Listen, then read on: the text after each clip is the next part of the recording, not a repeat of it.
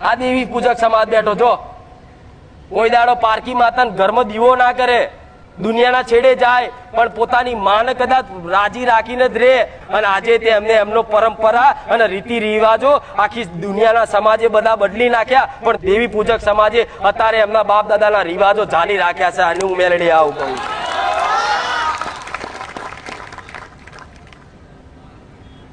આ કહેવાય દેવી પૂજક સમાજ, એમને એમ નહીં કહેતા।